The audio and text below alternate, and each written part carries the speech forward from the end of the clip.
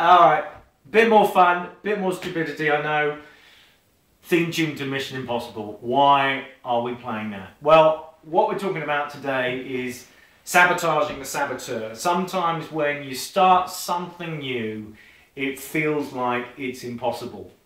Nice link, right? But why is that? What we need to look at is when people are looking to shift, when they're looking to make something new happen, when they're looking to break through old habits, every single time, without exception, one of the first things that's going to come up into your face is your old limiting beliefs. And before we go any further, I want you to do something, and once I've asked you to do that, when you just press pause, go away, do it, and then come back.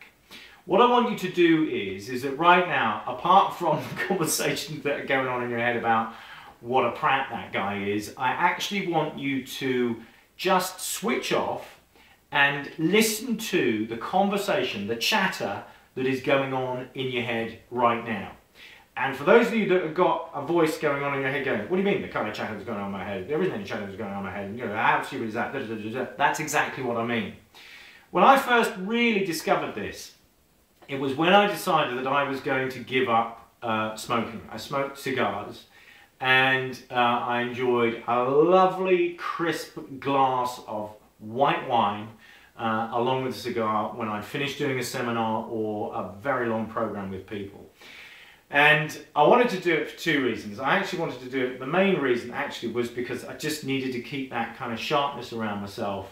Not that I was drinking heavily, I hope you understand, but you know, having a glass of wine or two and having a cigar just wasn't helping me to have the sharpness I needed. That was the main reason. The other reason was it just stank, so there we go. But what I noticed is that when I said, right, okay, I don't smoke, I don't drink, what kicked in, it wasn't the addiction to smoking or drinking or whatever. Actually, what people get addicted to is the conversation that's going on in their head. Because what happened to me was, the conversation in my head was saying, what do you mean you never want to have another drink? What do you mean you never want to have another drink? You help people move their lives, you deserve this kind of relaxation, come on.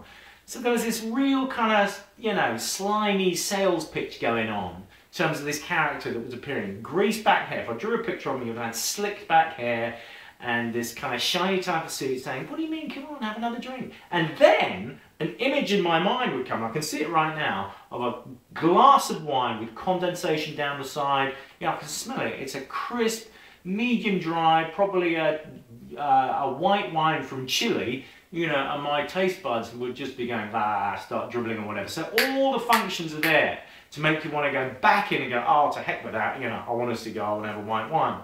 So the first thing is that I want you to do is to actually put pause on and actually consider, what is the character like that actually comes up and talks to me in my head? What are the feelings that get triggered off when I'm looking not just at this business, but whenever I feel like I want to break through? That's the first thing I want you to do. So pause this right now and then come back. Okay, so I'm assuming that you've gone away, you've had a look, you've now got an idea as to the character that you've created that I call the gremlin that goes on. This is the saboteur, right? So, how do you deal with this? You do two things. One is that now you've realized that you've created this, you can actually start to get clear that it's not real. Although at times it feels real, the conversation in your head, the feelings you have in your body are just things that you've made up. And you can now actually begin to speak to yourself and say, right, this is not real, this is something I've made up. And with that, just breathe deeply and calmly and just notice what happens. To begin with, the character will start having more of a conversation with you saying, you can't do that, you can't do this, you need me. Just carry on breathing, just remind yourself that I made it up, I made it up, I made it up. The second thing to do is to actually get clear that whenever we say, I'm never going to do anything, or I'm absolutely going in a direction, whatever, what you need to get clear about is right now is the only time that you need to be clear, that you need to be direct, you need to be focused on where you want to go. So you just get clear that, okay, right now I feel great. Right now I feel positive. Right now I'm clear about where I am and where I'm going right now. So right now is the only time that you need to take care of. When you've got those two components, when you realize that this was something that you made up, you can actually go, I have no need for that at all whatsoever. Not I have no need for you, because if you start talking to it like it's real, it's engaged again.